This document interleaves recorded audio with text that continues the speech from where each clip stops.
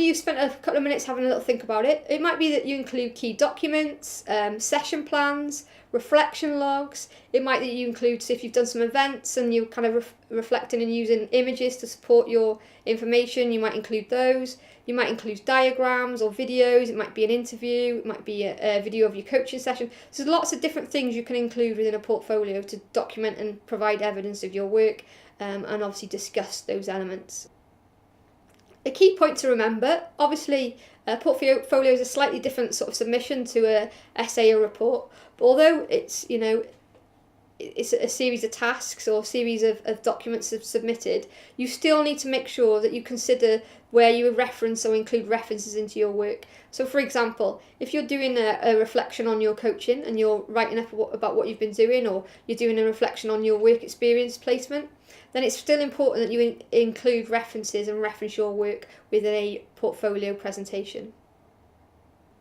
When submitting a portfolio, we also need to consider the presentation of it. So it's important that you include a cover sheet, which would include key information in terms of the title or subtitle, an abstract kind of giving an overview of what's included in that portfolio, and then obviously your student number and email or key details within that front cover sheet. So what I'm going to do now is give you some advice and tips on presentation within a portfolio format. There's some few things on Word which are going to kind of speed up the process and give you some ideas and tools that you can use in terms of improving your portfolio presentation and formatting. So within this video, what we're going to be doing is actually looking at how you present your portfolios. There's some really helpful tips that you can use within your Word documents to actually formulate and create a format within your work. So first of all, we might want to include a front cover page. So what we're going to do is go to the Insert button, click on Pages, and select a cover page. This is going to allow us to include a title of our work, key information about the submission, and obviously then maybe our name and student number. So there's an array of selections of topics or kind of backgrounds on here.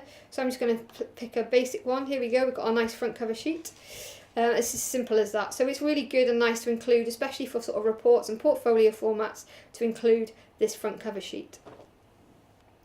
Another kind of useful tip while we're kind of using this Word document is to also modify our normal mode of typing.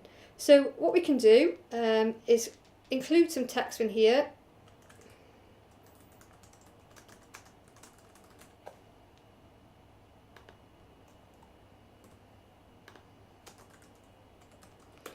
Okay, so if I wanted to actually change this, if I go into normal and modify what my general settings is in my text format, I can make sure that when I'm actually opening all my Word documents, that it's always set to Arial, is always set to 12 size, that I make sure that I justify my edges and I include double line spaces. So if I click that and modify, whenever I open this now and complete any more writing, it will ensure that my normal mode is always set to the university regulation standards. So this is something with amending and changing in your Word document. So in addition to that, there's also some other kind of information up here where you can actually use to help you form a contents page, which is really useful when you're writing portfolios and reports. So what we're going to do, I'm going to formulate this into a portfolio document. So possibly we might start off with an introduction. So we'll have a heading.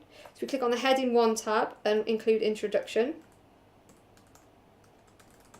Again, if we want to modify and change the kind of colour of the text or the boldness or whatever it is we want our heading to look like, we would then go in and modify there. So maybe I don't actually want blue, maybe I'll go back to black and I'll go with a bold text. Click that. So here we go, got our introduction. We might want to number it even, so we'll have 1 introduction.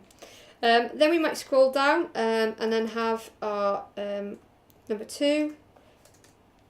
Remembering to click heading again, number 2.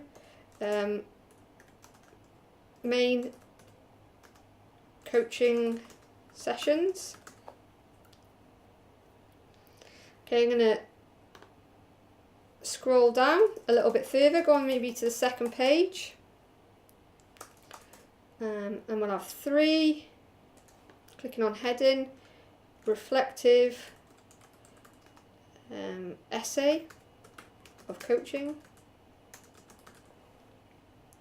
So you might be thinking, okay, she's using the headings, it's creating a different type of text from the main body of text. But what this is also really useful for is that you can then create subheadings as a result of that. But you can also use this to create a table of contents.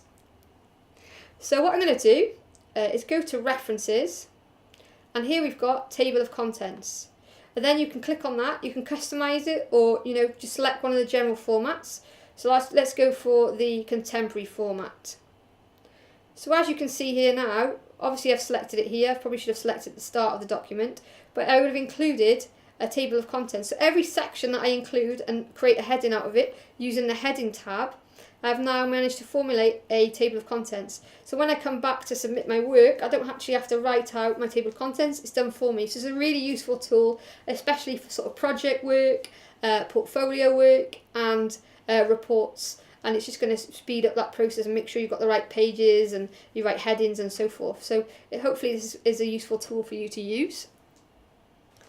So in overview of the portfolio, you're going to need to make sure you include a contents page and a cover page, which obviously I've gone through a quick way of formatting this on Word. Obviously you're going to have new pages for your key body of information that you maybe include. So there may be tasks you've been asked to do, there may be session plans, reflections, whatever it is that's been asked to include in your portfolio. Obviously you're going to make sure you include a reference list, an appendices page at the end. You might be asking yourself at this point, what is an appendices?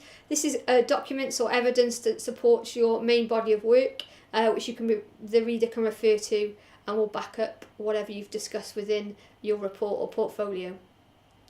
Hopefully this has given you a little insight and gives you some tips and ideas around completing your portfolios. You will at different points throughout your course be doing assessments in this way. Obviously for your first assessment for academic research skills, it's basically around a portfolio of key tasks that we're working through each week working towards your essay and report submissions. If you do have any further kind of questions and queries about this form of assessment, then I would suggest when you've got an assessment that's of this nature that you speak to your module leader in terms of their expectations of you in regards to this portfolio format.